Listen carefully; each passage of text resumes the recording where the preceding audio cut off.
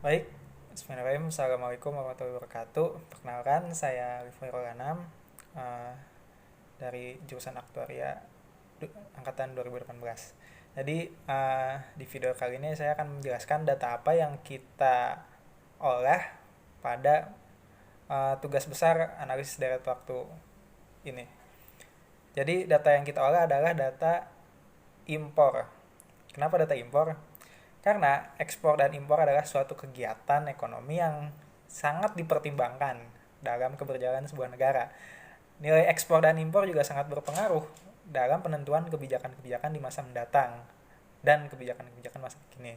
Oleh karena itu, dengan ilmu analisis deret waktu yang telah kami pelajari, yang telah kita pelajari, kita akan coba menjawab dan menginterpretasikan data impor negara dan memprediksinya di masa yang akan datang.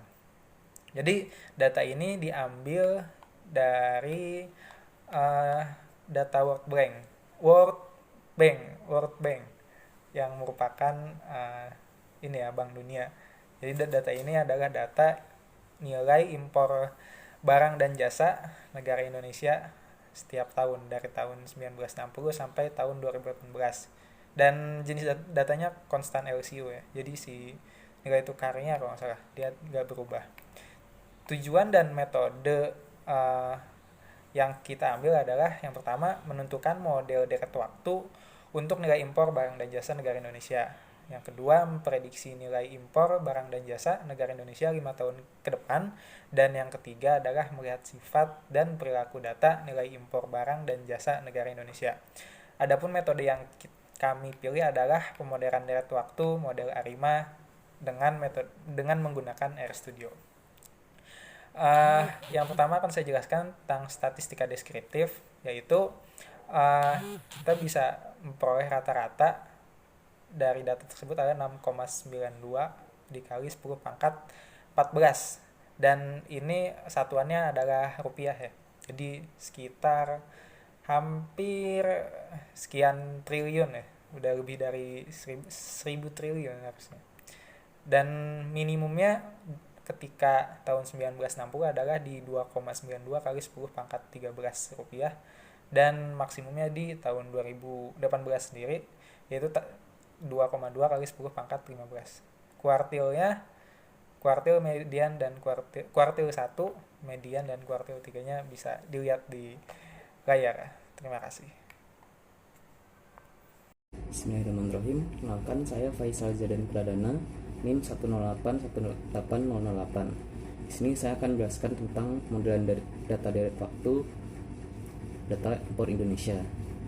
Yang pertama yang perlu dilakukan adalah ngecek datanya sudah stasioner atau belum.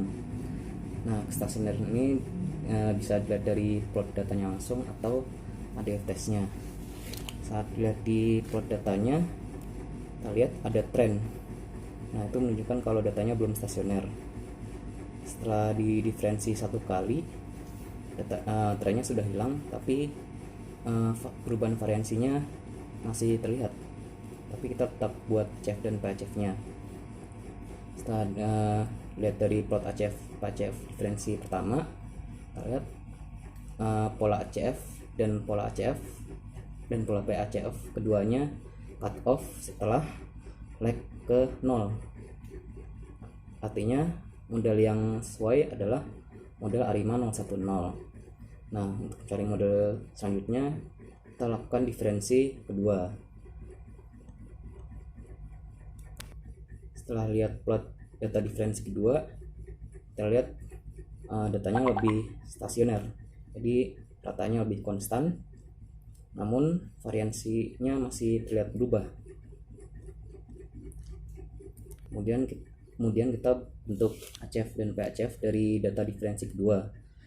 Nah, pola ACF cut off setelah leg 1 dan pola PHF cut off setelah leg 2. Artinya model yang tepat adalah model ARIMA 221.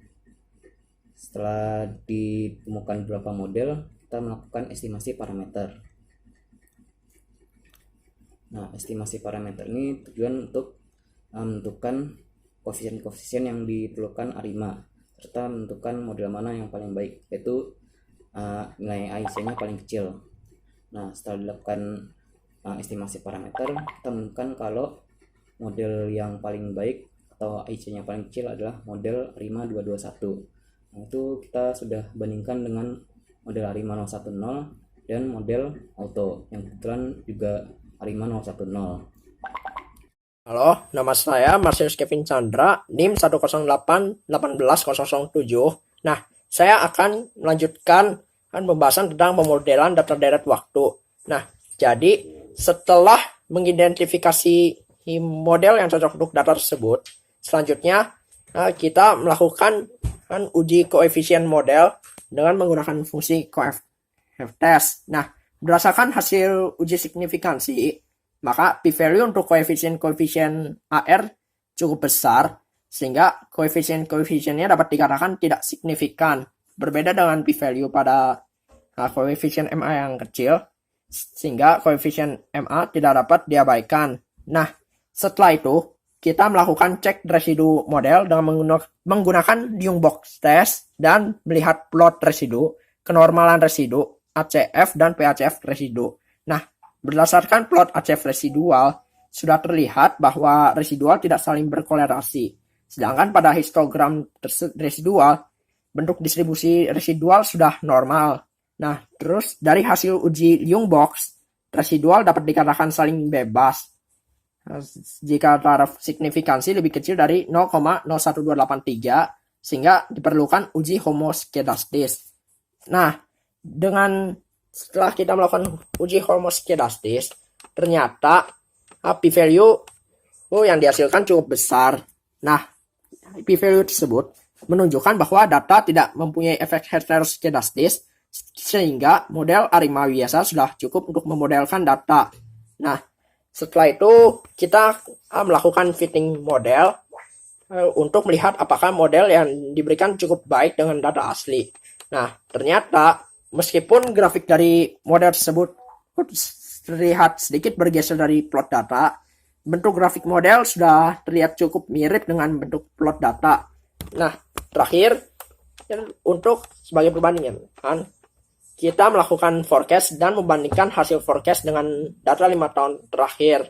Nah, hasil forecast perbandingan dengan data 5 tahun terakhir tersebut menunjukkan bahwa hasil forecasting sudah cukup akurat untuk memprediksi data 5 tahun terakhir.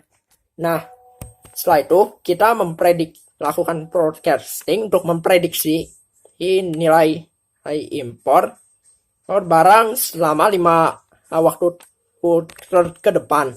Nah, berdasarkan hasil forecasting yang kita peroleh, nilai impor selama 5 tahun ke depan diperkirakan akan terus meningkat.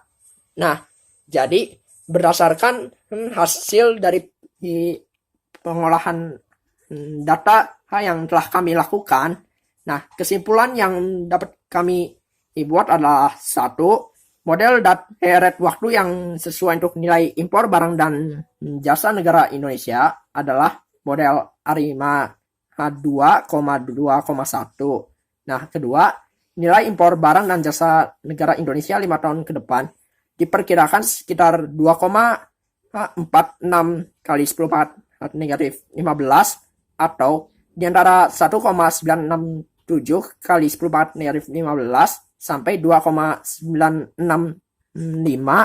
kali 10 negatif 15.